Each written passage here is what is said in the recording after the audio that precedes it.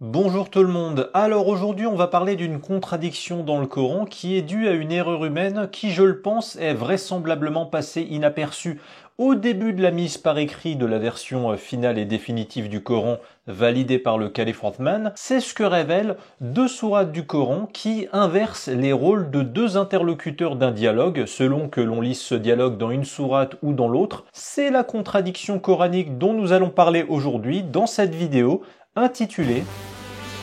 Allah inverse par erreur deux interlocuteurs dans un dialogue du Coran. Alors, comme vous le savez, il arrive qu'Allah raconte plusieurs fois dans le Coran un même événement ou une même anecdote historique. Prenons par exemple Allah qui raconte avoir missionné Moïse pour aller prêcher la parole d'Allah auprès de Pharaon en se faisant assister, accompagné par son frère Aaron. Et au cours de cet événement historique, raconté notamment dans les sourates 7 et 26 du Coran, Allah explique que face à Pharaon et les notables du peuple de Pharaon, Moïse a utilisé de la magie, comme par exemple le fait de jeter son bâton qui alors s'est transformé en serpent sous le regard de Pharaon et ses notables. Alors pour commencer, vous pouvez déjà constater que je vous montre 6 versets successifs de la sourate 7 et également 6 versets successifs de la sourate 26 qui racontent le même moment historique de part et d'autre, et observez comment dans ces deux sourates, ces deux récits sont quasiment similaires sur le plan du contenu, sur le plan lexical dans le choix des mots, et sur le plan factuel dans ce qui est raconté. Ce qui accentue la preuve qu'il s'agit bien du même événement historique raconté de part et d'autre, juste après que Moïse ait réalisé deux miracles devant Pharaon et ses notables. Regardez par exemple au début de ce récit de la sourate 7 dans les deux premiers versets 107 et 108 où il est écrit « Moïse jeta donc son bâton et le voilà devenu un serpent manifeste et il sortit sa main et voilà qu'elle était blanche pour ceux qui regardaient. » Et il y a écrit exactement la même chose au mot près dans les deux premiers versets 32 et 33 de la version du récit de la sourate 26. Donc franchement, si Allah voulait nous faire comprendre qu'il s'agit du même moment dans la vie de Moïse et son frère face à Pharaon et les notables, et du même événement historique, il s'y serait pas pris autrement. Et en plus, on parle là d'une action qui est pas banale. Il n'est pas écrit que Moïse a bu un verre d'eau ou s'est endormi, chose que Moïse pouvait faire tous les jours, mais il est dit que devant Pharaon et ses notables à qui il fait face, Moïse a jeté son bâton qui s'est transformé en serpent, puis il a rendu sa main incandescente en la rendant toute blanche. On poursuit la lecture du récit dans la sourate 7 au verset 109 et 110. Allah dit que les notables ont alors dit suite à ces deux miracles « Voilà certainement un magicien savant, il veut vous expulser de votre pays, alors que commandez-vous » Mais on peut alors constater une première contradiction possible car à la sourate 26, au verset 34 et 35, les notables ne sont plus ceux qui parlent et prononcent cette phrase, mais ce sont ceux qui entendent cette phrase leur être adressée. En plus, autre contradiction possible, sourate 7, ce sont plusieurs individus qui prononcent cette phrase ponctuée par la question « Alors que commandez-vous » Tandis que sourate 26, c'est un seul individu qui prononce cette phrase ponctuée par la question « Alors que commandez-vous » Mais là, une erreur humaine va permettre aux musulmans de s'en sortir, car une de ces deux phrases a sans doute été mal partagée par le bouche à oreille, ou alors elle a été mal recopiée par un scribe humain, car sourate 26, il est écrit l'expression « Il veut vous expulser de votre pays par sa magie », alors que sourate 7, il est uniquement écrit « Il veut vous expulser de votre pays tout court ». Il manque donc l'expression « par sa magie ». Mais sinon, tout le reste de cette phrase suffisamment longue est similaire des deux côtés. Mais là, certains musulmans vont sans doute dire « Bah tu vois, si la phrase n'est pas exactement la même des deux côtés, ça prouve bien que c'est un hasard. Il se trouve que lors de ce même événement raconté dans deux sourates du Coran, les sourates 7 et 26, comme par hasard, directement après les deux tours de magie précis réalisés par Moïse, les notables du peuple de Pharaon ont prononcé une phrase et dans le même temps, un individu indéterminé leur a dit quasiment la même phrase envers eux. Mais franchement les musulmans, vous trouvez pas ça étrange et surtout confus qu'Allah présente les faits ainsi à nous décrire des gens, les notables, qui au même moment, durant un événement ultra précis, vont tout à la fois dire une chose et entendre la quasi exacte même chose leur être dite à eux. Alors sinon je précise avant de passer à la suite que si vous vous posez la question de savoir qui est ce « il » indéterminé qui pose la question aux notables dans la version du récit,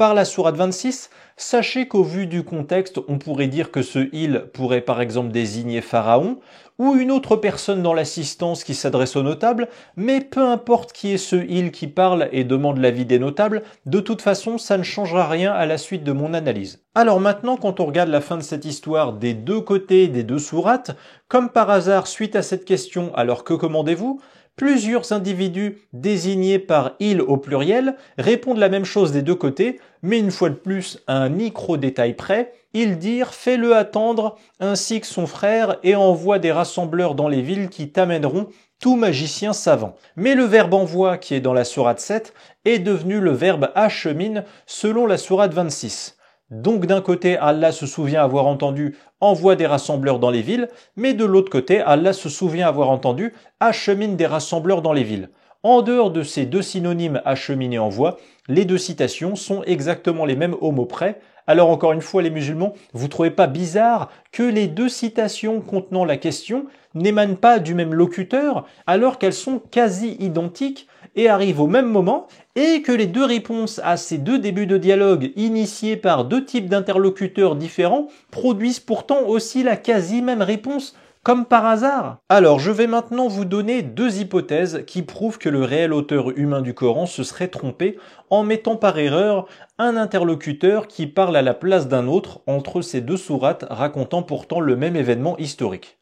Bon, déjà, sur le plan de la concordance des nombres, le dialogue à la sourate 26 semble plus cohérent que celui de la sourate 7, car au verset 34 de la sourate 26, un individu seul s'adresse à plusieurs individus en leur posant une question. Cet individu seul, il s'adresse à eux qui sont plusieurs, car il leur dit « vous ». Il leur demande « que commandez-vous » et c'est un « vous » au pluriel qui désigne plusieurs individus. Et en retour, suite à cette question, ces individus au pluriel, ils répondent à la question en s'adressant à un seul individu, puisque un seul individu leur a posé la question. C'est logique. Et donc il s'adresse à ce seul individu en lui disant « fais-le attendre, achemine ». Alors que s'ils avaient répondu à plusieurs individus, ils auraient dit « faites-le attendre, acheminez-le ». Et là, tout à coup, on se rend compte qu'il y a un problème dans la version de l'histoire écrite dans la sourate 7, car dans la sourate 7, plusieurs individus posent la question à plusieurs individus, et en retour,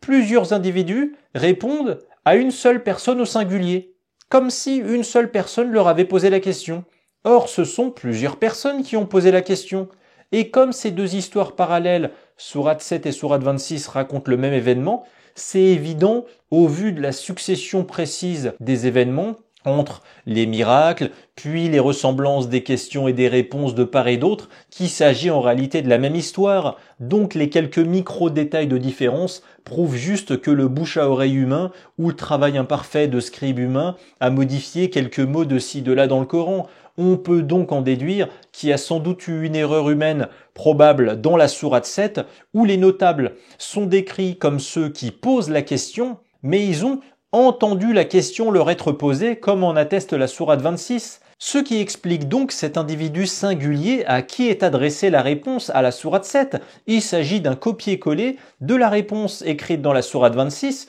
une réponse sourate 26 qui s'adresse logiquement à un seul individu qui a posé la question. Et cette première contradiction coranique va alors générer une seconde contradiction coranique, car étant donné que selon la sourate 26, la question est posée aux notables, l'inversion d'interlocuteur à la sourate 7 aboutit donc au fait que sourate 7, les notables qui parlent et posent la question se posent en réalité la question à eux-mêmes. Ensuite, les notables se répondent à eux-mêmes à leurs propres questions. Et enfin, les notables s'adressent à eux-mêmes au singulier, alors que bizarrement, les notables s'adressent à eux-mêmes au pluriel à peine 2 versets auparavant. Et encore, je suis gentil avec vous les musulmans, j'ai mis énormément de bénéfices du doute dans ma démonstration d'aujourd'hui, car dans tous les exégèses islamiques du Coran sur lesquels je suis tombé comme par hasard, le « il » qui pose la question au verset 34 de la sourate 26 désigne Pharaon. Donc ça signifie qu'en croisant les informations de la sourate 26 et de la sourate 7, juste après que Moïse ait fait ses 2 tours de magie impressionnants devant Pharaon et les notables, comme par hasard juste après, Pharaon dit aux notables ce qu'au même moment, les notables, eux aussi ont envie de dire de façon quasi identique. Mais surtout, la réponse des notables servirait un coup à répondre à la question prononcée par les notables, qui répondent donc à leurs propres questions, je le rappelle, et un coup cette même réponse servirait de réponse à la question prononcée par Pharaon. Alors franchement les musulmans, est-ce que vous vous rendez compte du nombre de théories farfelues que je suis obligé d'additionner juste pour réussir à rendre cette histoire coranique absurde la moins contradictoire possible et la plus crédible possible? C'est dire à quel point les contradictions narratives entre deux versions de cette même histoire racontée par le Coran posent problème. Voilà les amis, vous venez de voir le 8e épisode des 100 vidéos sur les 100 contradictions et erreurs scientifiques dans le Coran, dont parle mon nouveau livre, et vous pouvez retrouver cette analyse de cette vidéo d'aujourd'hui et toutes les autres dans ce livre qui est disponible sur Amazon et sur mon site internet personnel. Les liens pour vous le procurer sont en description sous cette vidéo. J'espère qu'au fur et à mesure des épisodes, l'envie de découvrir le travail que j'ai accompli dans mon livre et d'aller à la découverte de toutes ces erreurs coraniques vous donnera la curiosité de le lire. L'année 2023 qui s'achève ne fut pas une année facile, ça a été très difficile parfois, sans doute pour la plupart d'entre vous, et je tiens à vous remercier de m'avoir toujours soutenu par vos encouragements tout au long de cette année dans ce travail exigeant et risqué, voilà, que je fais pour alerter et réveiller les consciences. Et j'adresse un remerciement particulier bien évidemment